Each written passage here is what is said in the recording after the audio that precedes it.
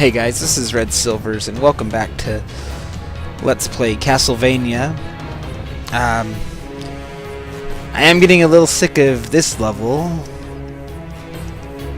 but I'm not feeling bad about it. I think that I do have a few tricks in mind to pull this off a little better. Let's not lose that holy water, though. I did watch Kayan's video that he did for Talking Time, and I have to admit I was a little overwhelmed at how efficient he was at that game. He did it in about 19 minutes, doing the whole game without dying, and he did some little quirks and tricks, and are you kidding me?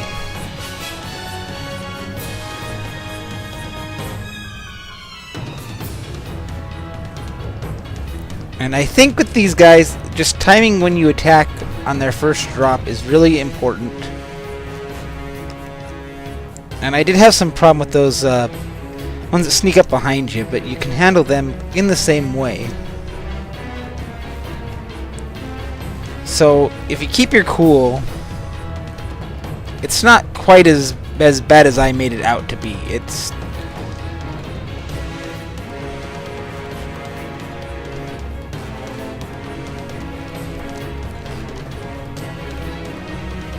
And hey, I will take a free jar. We'll use that to just bypass that guy, who you can actually walk past if you time it just right. But I will not throw away a free get out of Fleaman free card.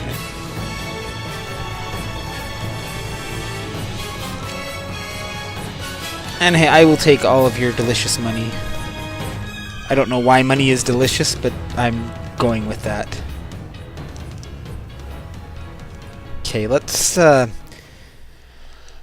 not screw up on this second.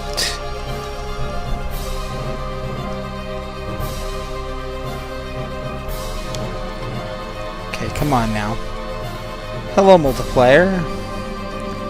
I would have preferred to do that without taking any damage, but we are not doing too terribly here.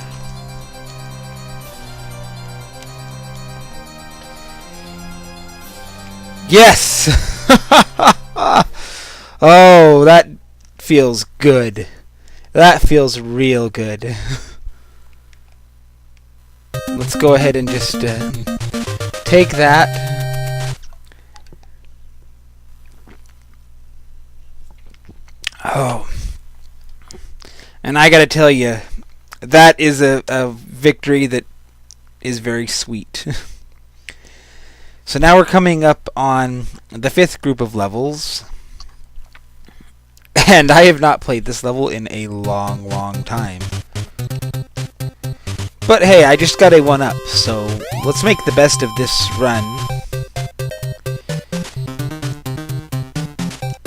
And a triple item even. And this level brings back a lot of the skeletons and the Fleaman. There's a lot of enemies from the level 3.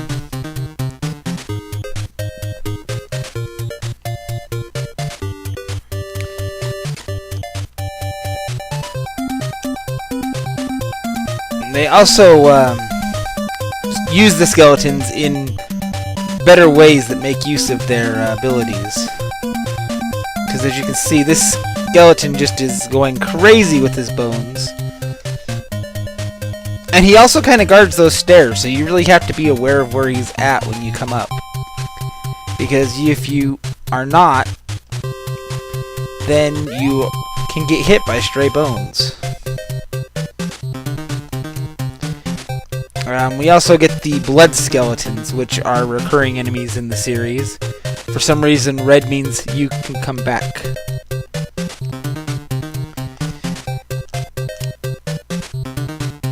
And later games in the series will actually introduce variations that are different colors and come back quicker. And we'll combine the blood skeleton aspect. This Fleaman is driving me crazy. And combine the blood skeleton aspect with other skeletal traits. I know Castlevania 3 actually brings in a skeleton that has a whip, which is meant to be a pun.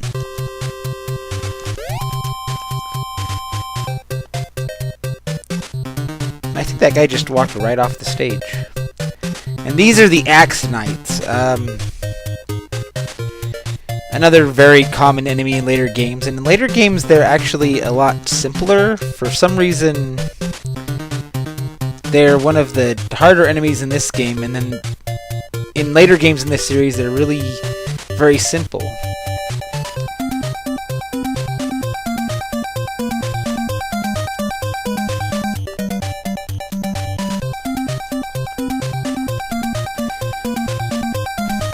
And they seem pretty basic right now.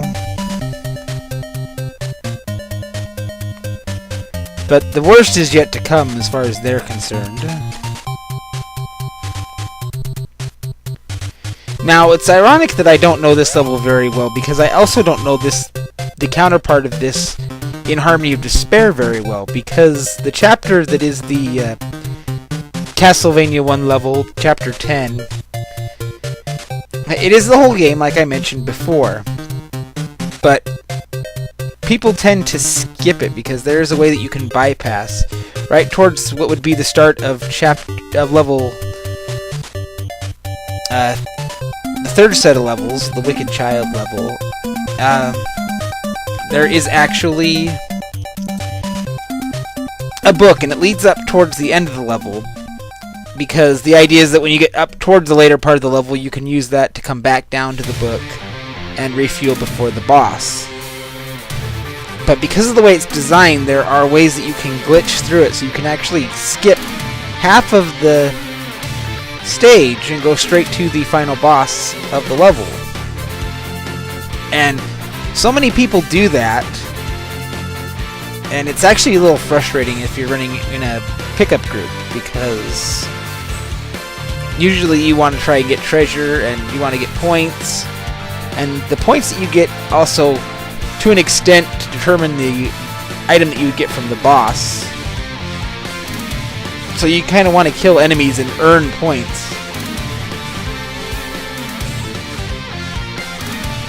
But people will just bypass that, and some of the bosses actually have equipment that you want.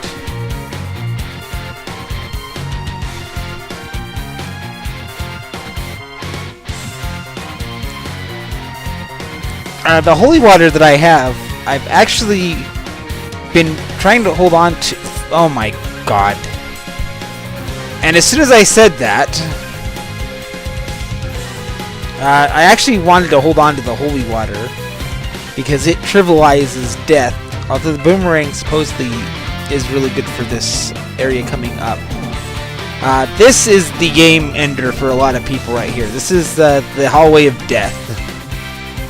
And as you can see, you've got Medusa heads, so you're dealing with their pattern. You've got Axe Knights.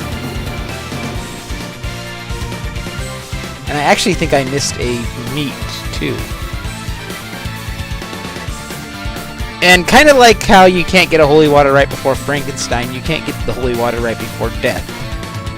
So this is one of those spots where if you die, you have to make do. Although getting across is a lot better than having to do a dagger against Frankenstein.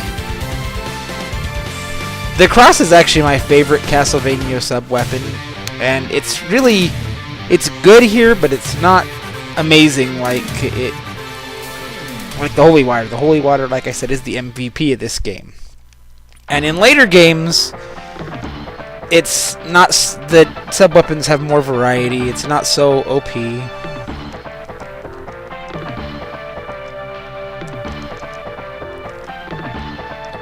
And you can kind of see why this hallway is a game breaker. Right down to the fact that you're under fire the minute that you respawn here from this bone pillar.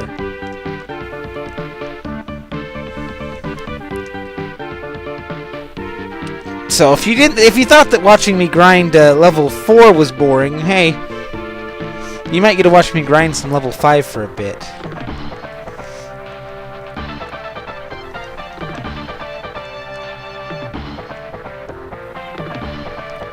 But that's okay. I'm still really happy to get through with level 5 or level 4.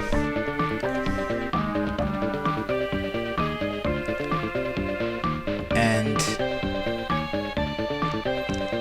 I don't really have a good strategy for this hallway because you're looking at the first time that I've seen this in probably 3 or 4 years.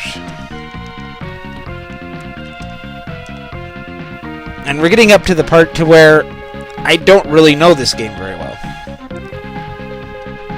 And you may have noticed that, yes, there was a second night there. You have to go through 2 of those. You have the Medusa heads.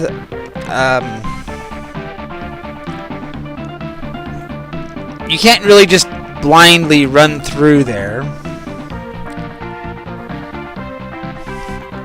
But you can't just sit there and do nothing because you have to make forward progress.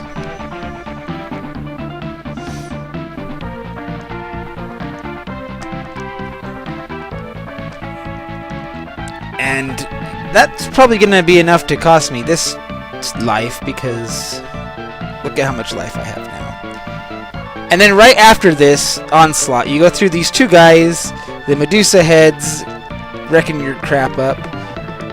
And then you get to death. And even if you got a full heal right after these nights, let's just assume for the sake of this that you get there, you get a full heal, and you get to the boss. Death is a pain in this game. And because he fills the screen with projectiles, Simon is not the most agile of the heroes, as you may notice.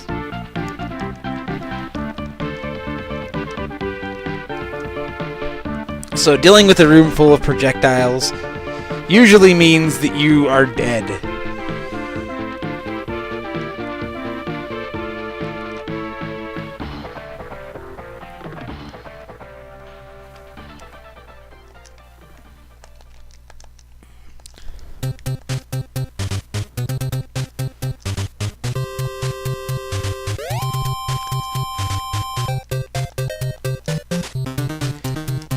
And you can actually earn a multiplier just from fighting these Medusa heads if you whale the boomerang or the holy water around.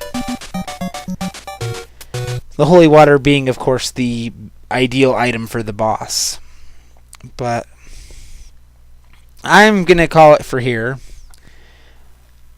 I think that'll give me a chance to kind of go into stage 5 with a fresh mindset. We can take a look at it from there. But we are making progress, and I am feeling pretty good about this. So until next time, guys,